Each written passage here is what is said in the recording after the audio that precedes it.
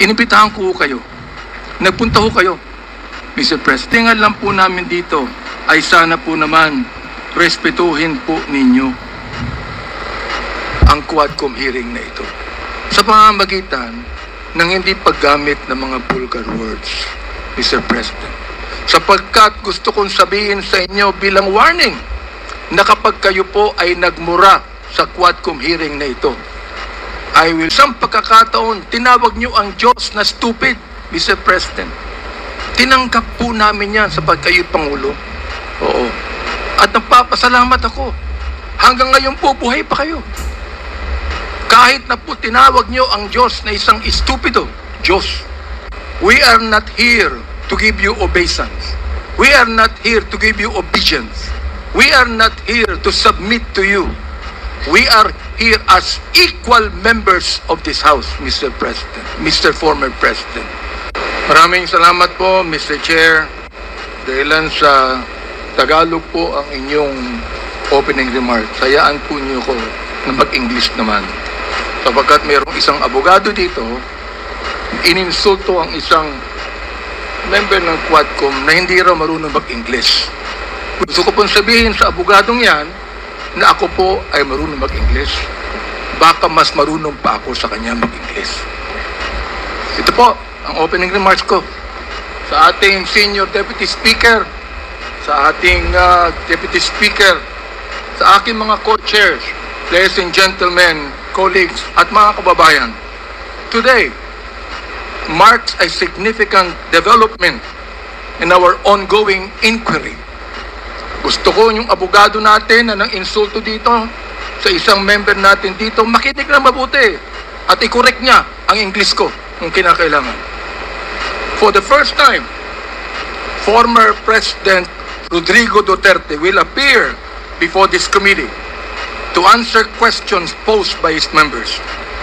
I would like to begin by thanking him for his presence. Thank you, Mr. President, for coming here. Rest assured po that Congress recognizes your role as our former president, and we will extend to you the respect that the position deserves. Maraming salamat po.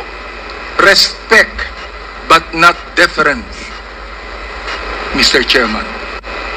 However, my friends, colleagues, let me draw a clear line here. While we should be respectful, we cannot be differential. Mga kababayan, watching today with us, it is important to stress that respect and deference are two different things. It is vital that we, as representatives of the people, remember that distinction, because our ultimate allegiance is not to any one individual, no matter how high their office.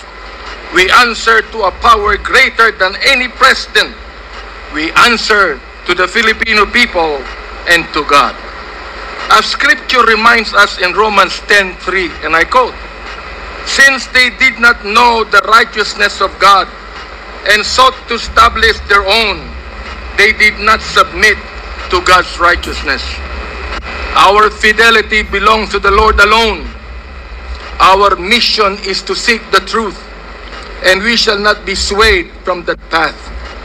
As we have said time and time again, we have organized this inquiry with a solemn purpose to recommend avenues for justice to be served, seek accountability, and uncover the truth as we adhere to the rules of inquiry in aid of legislation.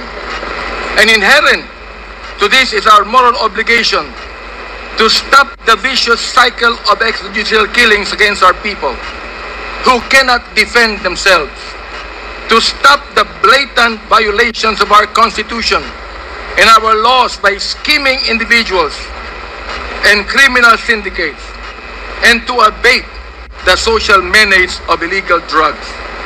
It is our sincere hope today will aid this objective, not hinder it. Today, we ask everyone here, including the former president, to speak openly and honestly, as this inquiry's goal is not to cast blame for its own sake, but to serve the cause of justice. Mr. Chairman, marahil po, hindi na ako nakikilala ng ating former president. Magpapakilala po muli ako. Mr. President, ako po si Bishop Benny Abante, ang Pangulo ng Bible Mode, Bible Believers League for Morality and Democracy, na mayroong 6,000 churches sa buong mundo. Kung naalala niyo, Mr. President, bago kayo tumakbo and you were still deciding to run, I was invited by a common friend to meet with you.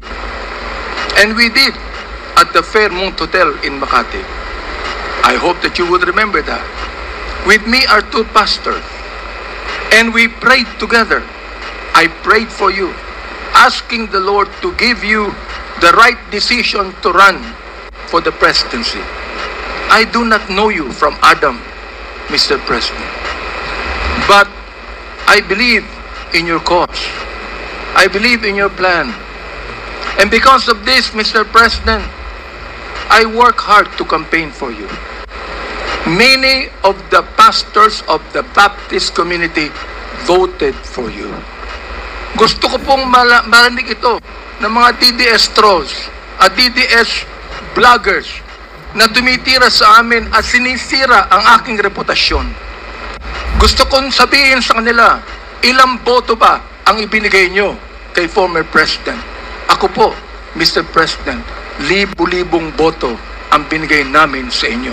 Nagpasalamat ba kayo sa akin? Hindi. Nilapitan niyo po ba ako? Hindi.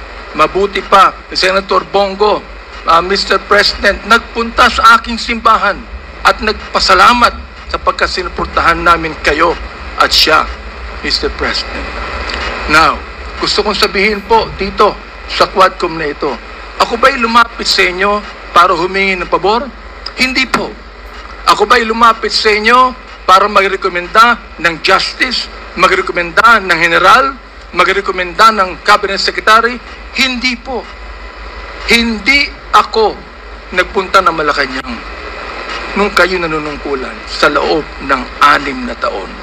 Isang beses lang. Ako po ay nagsabi kay Senator Bongo, kung maaari na makapag-usap po tayo. Pumayag po siya. At nag-usap po tayo, if you would remember that, Mr. President. Nag-usap tayo confidentially. Ano pong ginawa ko? Binuksan ko po ang Biblia.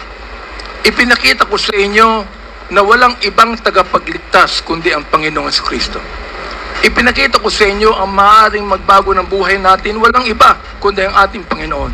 Sinabi ko sa inyo ang nakalagay sa John 3:16, for God so loved the world that He gave His only begotten Son, that whosoever believeth in Him should not perish, but have everlasting life. Binantayan ko ang inyong panunungkulan.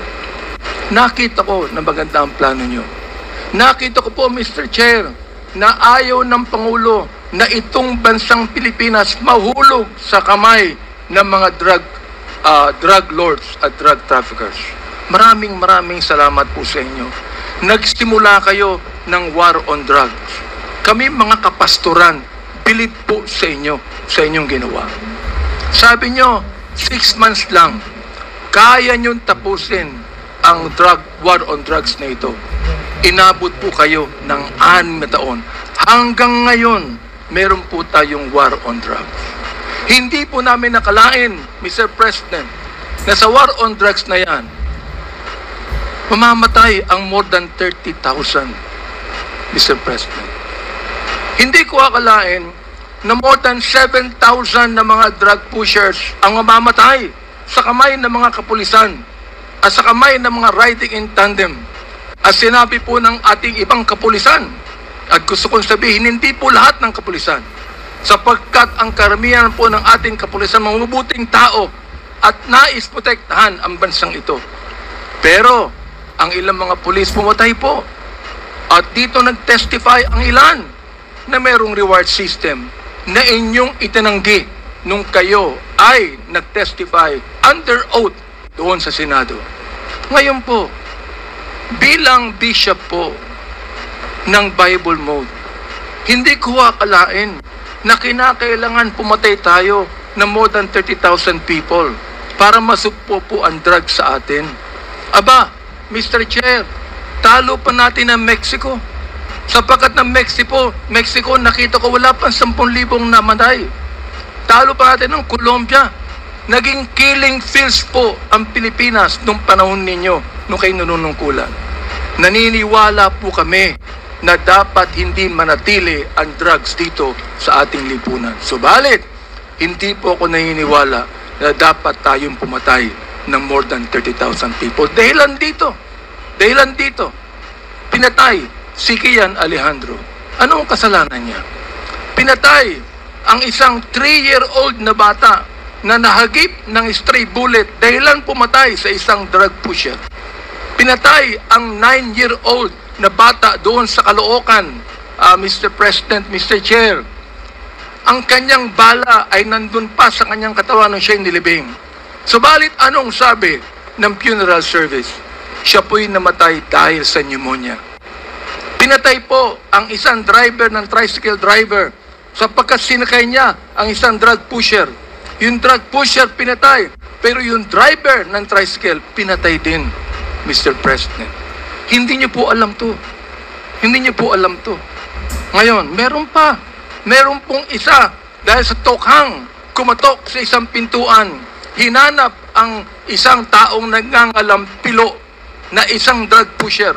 Hindi nakita, pinatay, yung pinagtanungan, yung pilo, buhay pa, Mr. President, Mr. Chair, at naglalako pa, palagay ko, ng drugs ngayon. Hindi ko po maintindihan to. Hindi ko po maunawaan kung bakit ganon. Samantalang sinuportahan kayo ng maraming pastor ng Baptist community. Ang ilang mga kapastoran po nandito at ilang mga pastor namin nanonood ngayon at pinapakinggan ang aking tinig. DDS troll, ng DDS vloggers. Minumura itong taong ito. Sinisira ang aking reputasyon. Minumura po ako ng katulad ng inyong pagmumura, Mr. President. Hindi ko akalain kung bakit gagawin nila yan. Ang tanong ko, ilang boto ba ang ibinigay ng mga DDS vloggers sa inyo?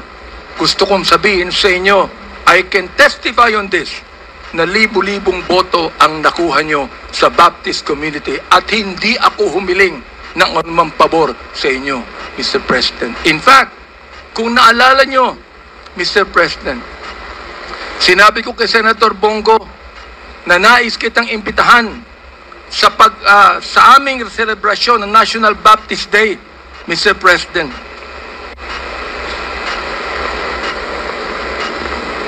Diento ko lang po yung pakikipag-usap na ito ni Delga sa ating presidente para po makapakinig po sa akin ng tama. Inimbitahan ko kayo. Nagpunta ho kayo, Mr. President. Doon po sa SMX, nakita nyo ang 7,000 na mga Baptist leaders na nakinig po sa inyo. Sa inyong speech, Mr. President. Oo. Doon po sa speech ninyo, sa harapan po ng mga bishop at ng mga pastor, nagmumura kayo. Pinagbigyan po namin kayo. Kahit na hindi maganda sa amin makarinig ng mura, pinagbigyan po namin kayo dahil kayo ang Pangulo at dapat namin kayong respeto, Mr. President. Andito ho ako, nakaupo sa harapan nyo. Nagpapasalamat sa pagkakataong ito na masabi ko ng buong katapatan sa inyo ang ginawa ng more than 6,000 na mga kapastoran ng Bible Mode para sa inyong eleksyon bilang Pangulo ng Pilipinas. Nung akin pong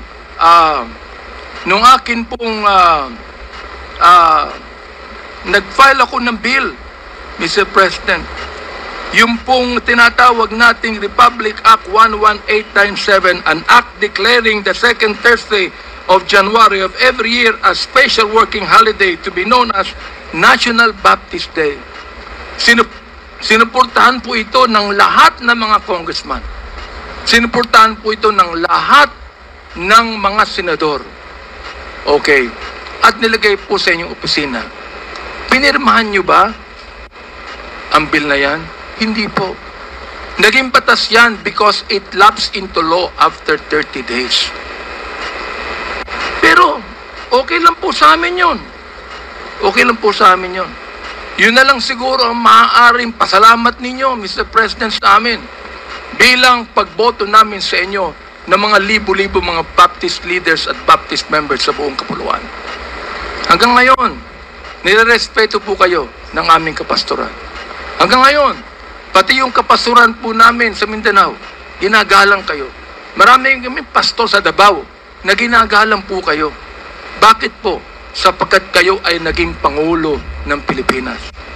Ang kahilingan lang po namin dito, Mr. President, habang kayo po ay kinakausap namin ngayong umaga, ang kahilingan lang po namin dito ay sana po naman respetuhin po ninyo ang Quadcom hearing na ito sa pamamagitan ng hindi paggamit ng mga vulgar words, Mr. President.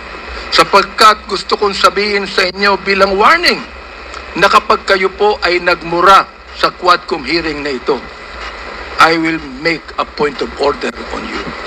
Meron po akong patayan na batas proceedings.